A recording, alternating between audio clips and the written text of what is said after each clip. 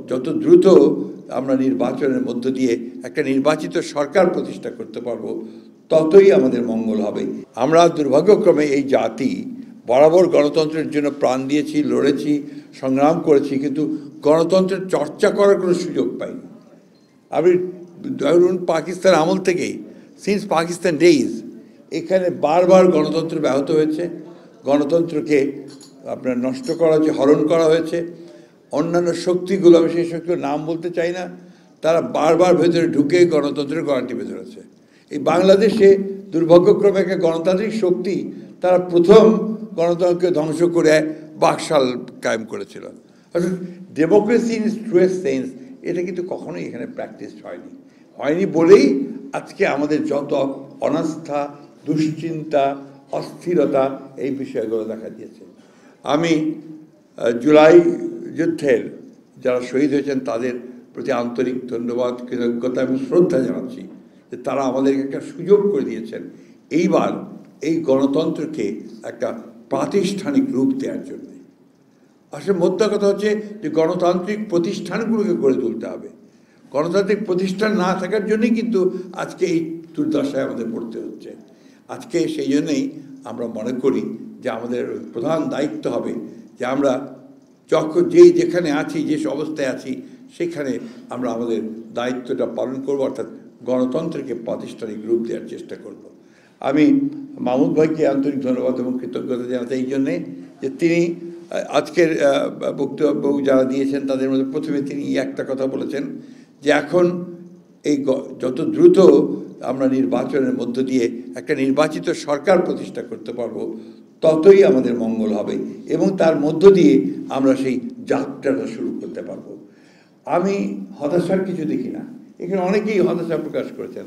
আমার নেতা মাহবুবুল্লাহ ভাই, যার হাত দিয়ে আমার রাজনীতি শুরু, তিনি তো এত ডিপ্রেসড হয়ে গেছেন যে তার অনেক সময় তিনি বললেন যে খুবই ডিপ্রেসড। আমি কিন্তু ঠিক তার উল্টোটা, আমি আপনার একটু ডিপ্রেসড নই। আমি মনে করি যে এত বেশি আপনার গণতন্ত্রের আলোচনা হচ্ছে, চর্চা হচ্ছে, তো এখান থেকেই তো একটা আপনার যেটা আমাদের মারুফ কামাল বলে গিয়েছিলেন যে একটা সত্যিকার অর্থেই একটা সুবাতাস তৈরি হবে, একটা সৌরভ তৈরি হবে, যে সৌরভটা বাংলাদেশে একটা নতুন একটা ব্যবস্থা তৈরি করবে। আমরা বিএনপির পক্ষ থেকে 2016 সালে বাংলাদেশের রাষ্ট্র ব্যবস্থা যে আপনার জনগণের যে আশা আকাঙ্ক্ষা পূরণ করতে পারছে না সেটা উপলব্ধি করে আপনাদের নেত্রী দেশনেত্রী বেগম খালেদা জিয়া সেদিকে কিন্তু ভিশন 2030 দিয়েছিলেন। এই ভিশন 2030 মধ্যে আজকে আপনারা যা করছেন, অর্থাৎ এই যে ঐক্যমত্য কমিশন বা এই সরকার যেগুলো করছে সবগুলোই আছে। আমরা দ্বিকক্ষ বিশিষ্ট পার্লামেন্টের কথা বলেছিলাম, আমরা আপনার প্রধানমন্ত্রীর ক্ষমতাকে সীমিত করার কথা বলেছিলাম, তার কয়েক টার্ম সে থাকবে সেগুলো বলেছিলাম, এগুলো সবই বলা আছে, জুডিশিয়ারি ইন্ডিপেন্ডেন্স সব বলা আছে। পরবর্তীকালে আবার যখন আপনার অত্যাচার নির্যাতন আরও বাড়লো ফ্যাসিস্টের, তখন কিন্তু আমরা প্রথমে 27 দফা, তারপরে 10 দফা, প্রথমে 10 দফা, তারপরে 27 দফা, তারপর অন্যান্য দলগুলো সে আলাপ করে আমরা 31 দফা আমরা রাষ্ট্র মেরামতের, রাষ্ট্র সংস্কারের যে রূপরেখা সেটা আমাদের নেতা তারেক রহমান সাহেব প্রকাশ করেছেন। সুতরাং আজকে অনেকেই যে আপা কিছুক্ষণ আগে বললেন যে আমরা সংস্কারের পক্ষে নই বা বিপক্ষে কথা বলেছি, আই থিঙ্ক দ্যাটস ট্রু। এইবারকার সংস্কারের সমস্ত আপনার যে উদ্যোগ এবং যে কাজ শুরু করা, এটা বিএনপি শুরু করেছে। আমি একটা কথার উপর জোর দিতে চাই, যেটা হচ্ছে যে আজকে যেটা আমাদের ডক্টর মঈন খান বলেছেন যে ডিসএগ্রিমেন্ট তো থাকবেই, সবাইকে একমত হবে না। যেমন আজকে আমাদের প্রধান উপদেষ্টা যে বক্তব্য দিয়েছেন, এটা নিঃসন্দেহে অনেকেরই আপনারা হয়তো মনে করবেন যে এটা একটা সকলের কাছে গ্রহণযোগ্য একটা আপনার বক্তব্য তিনি দিয়েছেন, কিন্তু এর মধ্যে তো দ্বিমত থাকতে পারে, আপনার অন্য মত থাকতে পারে, কিন্তু মূল কথাটা হচ্ছে যে আমরা যেটা বুঝি যে অতি দ্রুত যেটা ঘোষণা হয়েছে ইতিমধ্যে যে 2026 সালের ফেব্রুয়ারি মাসে একটা নির্বাচন দিয়ে আপনার জনগণের একটা পার্লামেন্ট আপনার নির্বাচন করা, এবং সেই পার্লামেন্টই জনগণের সমস্ত অমীমাংসিত যে আপনার ইস্যুগুলো আছে সেই ইস্যুগুলো নিয়ে আলোচনা করে তারা সেখানে সুনির্দিষ্ট একটা সামনের দিকে এগিয়ে যাওয়ার পথ বাড়তে দিতে পারবেন। কারণ রাষ্ট্রের মালিক তো জনগণ, তার প্রতিনিধিত্ব করবে কে? প্রতিনিধিত্ব করবে পার্লামেন্ট।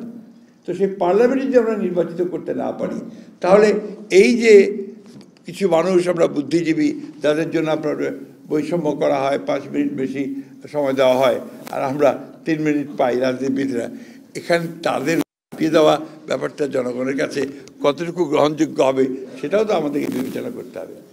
আমি একটা কথা আপনাদের খুব পরিষ্কার করে বলতে চাই, খুব জোরে সরেই বলতে চাই, এই আনুপাতিক প্রতিনিধিত্ব, প্রপোর্শনাল রিপ্রেজেন্টেশন, এটা কিন্তু আমাদের দেশের সাধারণ মানুষ কিচ্ছু বোঝে না। আমি গত কয়েকদিন আগে আমার ঠাকুরগাঁও অঞ্চল থেকে ব্যাপক ঘুরে এসেছি। দে ডোন্ট আন্ডারস্ট্যান্ড ইট।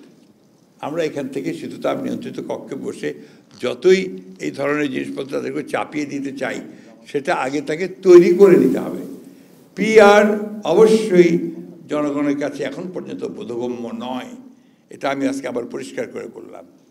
এটাকে বোধগম্য করার চেষ্টা করতে হবে এবং তাদেরকে বোঝাতে হবে। আরেকটা কথা যেটা এখানে এসছে, আমরা কিন্তু খুব পরিষ্কার করে বলেছি যে আমরা নির্বাচনের পরে যে সমস্ত রাজনৈতিক দলগুলো বা শক্তিগুলো একসাথে ফ্যাসিস্ট বিরোধী সংগ্রাম করেছি, তাদেরকে সঙ্গে নিয়ে একটা জাতীয় সরকার গঠন করবার আমরা একটা প্রস্তাব দিয়েছি। এবং সেখান থেকে প্রমাণিত হয় যে আমরা আসলেই এই জাতিকে সত্যিকার অর্থেই মূল জায়গাগুলোতে ঐক্যবদ্ধ করে আমরা সামনের দিকে এগিয়ে যেতে চাই।